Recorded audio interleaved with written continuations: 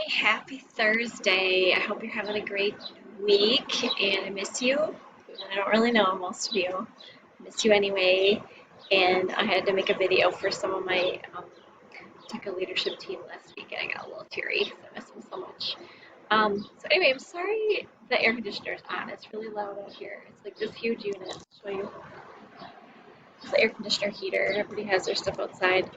And um, sorry if it's annoying, the birds are chirping too, but I just need a little fresh air. It's actually 100 degrees still, so it's not really fresh air, but I was in the air conditioning and I think it's better to record outside because you can't really see me. It's kind of a reflection. I know most of your teachers are probably not doing a screencast with their faces on, but I feel like you need to see my expression, and when you see me in the hall next year, you'd be like, oh, I had her in class, in my COVID class, and now yeah, you'll have to introduce yourself. I saw one of my students at Walmart. I was like, is that you? Because I only have your pictures. And I'm like, I just recognized her. She's like, yeah, is that you? I'm like, yeah. So anyway, super fun. I just put my mom down for a nap, so I have a couple minutes to do the screen recording for you. And I really am not doing you service by going through these in like a few minutes, but I know it's annoying to watch long screencasts, so I'm giving you very glazed over explanation of these.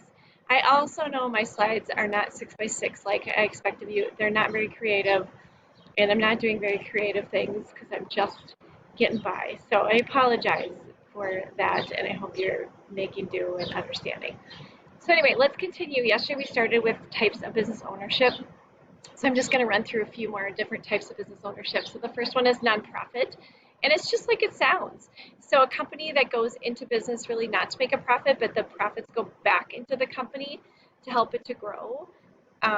Usually they're for some sort of a charitable cause, and you have to be legally designated as a 501(c). My brain is not working. I think that's what it's called. Like the Lake Erie Free Clinic is a nonprofit organization. So their profits go back into the company. People do get paid at nonprofits, but their mission is really more than making a profit. They fund their programs, cover their operations like electricity and salaries and all that kind of stuff.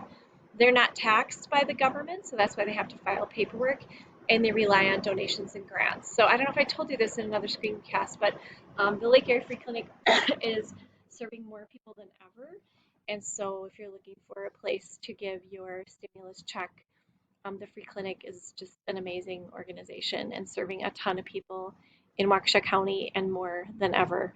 I'm doing a lot of televisits right now and emergency dental care. So anyway, a little plug for the Free Clinic.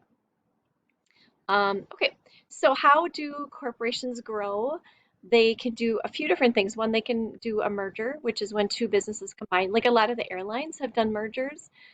They can consolidate, so sometimes big companies take in a lot of other smaller companies um, and make them one corporation. So my brother works for a company that sells car washes, and so he sells like a lot of the car washes to Quick Trip, and his company was bought out and they consolidated with all these other like car wash companies into one company. They can also expand and get new capital. So capital is money, as you know. They can sell more stock, and that is a legal process that they have to go to. They can reinvest their profits and expand their company. Sometimes it's not just physically like getting a new building, but maybe they expand their services or expand their operations, or they can get a bank loan.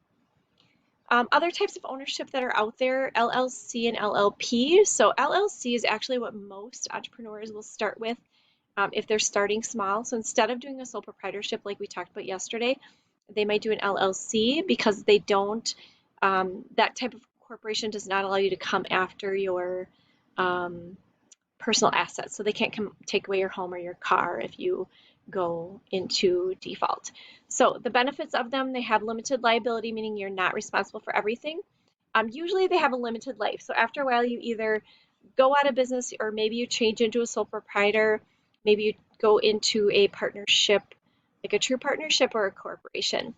They're taxed less than corporations, and it doesn't really matter how many people you have involved. So partnership is not just two people, it can be more than two people as well. Okay, so some of the options for starting up a business aside from those that we talked about, you can franchise. So a legal agreement. So Culver's is a franchise. The Culver family started it. They have one full service restaurant. I think it's in Sauk City, Wisconsin, called like the Blue Spoon or something like that. And then they have all the Culver's franchises. So kind of like um, Chick-fil-A. I don't think Chick-fil-A. Yeah, Chick-fil-A's are actually franchises. So in order for you to open up a Culver's, you have to go work in a Culver's for a few months, and understand how it operates, and then they'll grant you the access to their um, company. And they, as a franchise owner, they, like in a restaurant, they select the menu, they plan all the advertising, they have their own personal chefs, they plan the design of the restaurant and all of the requirements of the staff and training. And then the franchisee, the person who buys it, has to adhere to those procedures, and then they give the corporation a percentage of their profits. So franchisor owns it. Franchisee is the one who gets the rights to it, like Schlotzsky's when it was in town was a franchise. I don't know if you guys remember that. I love that place. So some considerations they want to think about before you open up a Culver's. I remember before the Oconomowoc one, they had to do like land surveying to make sure there's enough traffic, um, making sure that there's enough workers before they open up their store, that there's enough equipment in the area that they can purchase, that you also have to think about insurance. Is there a royalty fee for the things that you're selling? And then where does the advertising come from? Who designs it? Okay. So franchisors, like I said, provide the training, financial guidance, the supply chain, meaning like where all the burgers come from for Culver's, where do the french fries all come from, so you can have a consistent menu. Usually they plan all the advertising, and it can be limited depending on what the franchisor decides. So there's different types. These are not super important for you to know right now. There's a piggyback franchise, so like Subway operating in Walmart is an example of it. Um, Product name franchise, so like a Toyota dealership just sells Toyotas. That would be it. On the bottom right here, I have some examples as well. That one is just not super important that you understand right now. Just note that it's there. There's also the ability to license something. So like if you are coming up with a new type of Lego, you would have to use the Lego name in order to be able to um, have it licensed. You can come up with an invention, but then maybe you want to get it licensed through an organization. So usually you pay royalties for those sorts of things. So you'll notice like Legos has Star Wars themes. That would be a licensing agreement with the Star Wars people, and whoever makes Lego Corporation. Okay, this is the last one. And then a joint venture, when two or more businesses combine resources to work together. It's kind of like a merger.